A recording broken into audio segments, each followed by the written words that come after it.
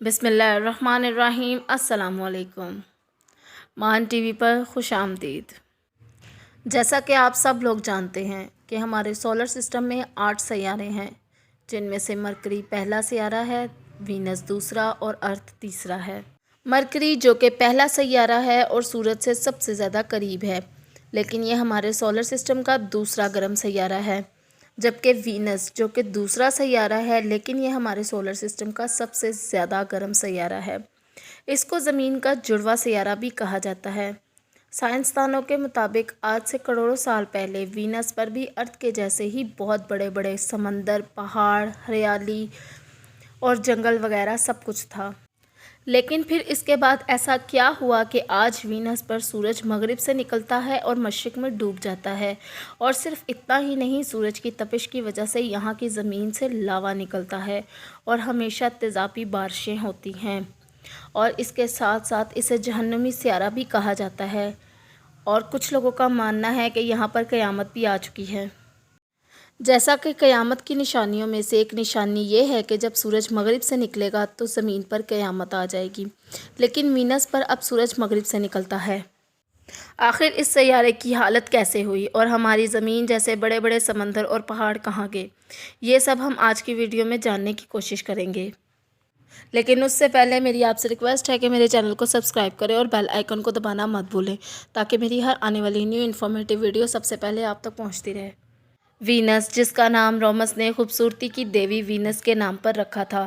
Venice جیسا کہ ہمارے سولر سسٹم کا دوسرا سیارہ ہے جو کہ سورج سے 108 ملین کلومیٹر دور ہے، یہ سورج کے گرد اپنا ایک چکر 224 دنوں میں مکمل کر لیتا ہے۔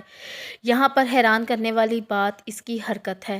ہمارے سولر سسٹم کے تمام سیارے اپنی ایکسس پر اینٹی کلاک وائز گھومتے ہیں، جس کی وجہ سے تمام سیاروں پر سورج مشرق سے نکلتا ہے اور مغرب میں غروب ہو جاتا ہے، جبکہ وینس دوسرے سیاروں کی نسبت الٹی ڈائریکشن میں گھومتا ہے، جس کی وجہ سے اس کا ایک دن زمین کے 243 دنوں کے برابر ہوتا ہے، جو وینس کے ایک سال سے بھی بڑا ہوتا ہے، کیونکہ جب وینس کا سورج کے گرد ایک چکر مکمل ہوتا ہے تو اس کا ایک سال پورا ہوتا ہے۔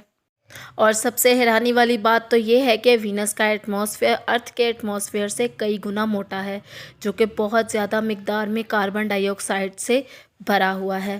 زمین پر کاربن ڈائی آکسائڈ کی مقدار 0.05% ہے، اور اتنی کم مقدار کے باوجود بھی ہم گلوبل وارمنگ کی وجہ سے پریشان ہیں، جبکہ وینس کے ایٹماسفیئر پر کاربن ڈائی آکسائڈ کی مقدار 96% ہے۔ کاربن ڈائی آکسائڈ کی وجہ سے یہ ہمارے سولر سسٹم کا سب سے گرم سیارہ ہے، اور اس کا ٹمپریچر 442 سینٹی گریڈ ہے۔ کہتے ہیں کہ کروڑوں سال پہلے ارتھ اور وینس میں کاربن ڈائی آکسائڈ کی مقدار ایک جیسی تھی، کیونکہ اس وقت زمین کے نیچے کا لاوا والکینو کے پھٹنے کی وجہ سے باہر آ گیا تھا، جس کی وجہ سے زمین پر کاربن ڈائی آکسائڈ کی مقدار بہت بڑھ گئی تھی اور زمین کا آسمان کالے بادلوں سے ڈھک گیا تھا۔ لیکن پھر ان بادلوں سے لگاتار تیزابی بارشیں ہوئیں، جس کی وجہ سے زمین پر کاربن کی موٹی چٹانیں بننے لگیں، اور انہی چٹانوں کی وجہ سے زمین پر کاربن ڈائی آکسائڈ کی مقدار کم ہو گئی۔ آج سے 4.5 بلین سال پہلے وینس ہماری زمین جیسا ہی دکھائی دیتا تھا۔ ان دونوں کا سائز اور ڈینسٹی ایک جیسی تھی، اور آج سے صرف 100 سال پہلے تک ہمارے سائنسدان مانتے تھے کہ وینس کے موٹے ایٹماسفیئر کے نیچے ہماری زمین جیسے ہی سمندر، پہاڑ، جنگل وغیرہ موجود ہیں۔ لیکن 1950 میں رشیا وینس پر اسٹڈی کر رہا تھا۔ رشیا نے 1961 سے 1980 تک ایک کے بعد ایک وینیرا اسپیس کرافٹ کو وینس پر بھیجا۔ وینس کی زمین پر لینڈ کرنا سب سے زیادہ مشکل کام تھا۔ رشیا نے 6 وینیرا اسپیس کرافٹ کو وینس پر بھیجا، جن کے نام وینیرا 1، 2، 3، 4، 5، 6 تھے، جو کہ سب ہی تقریباً وینس کے ایٹماسفیئر میں گم ہو گئے تھے۔ صرف وینیرا 3 ہی واحد تھا جو وینس پر صحیح سلامت لینڈ ہو گیا تھا، لیکن لینڈ ہونے کے کچھ دیر بعد ہی یہ بھی ایٹماسفیئر کی وجہ سے تباہ ہو گیا۔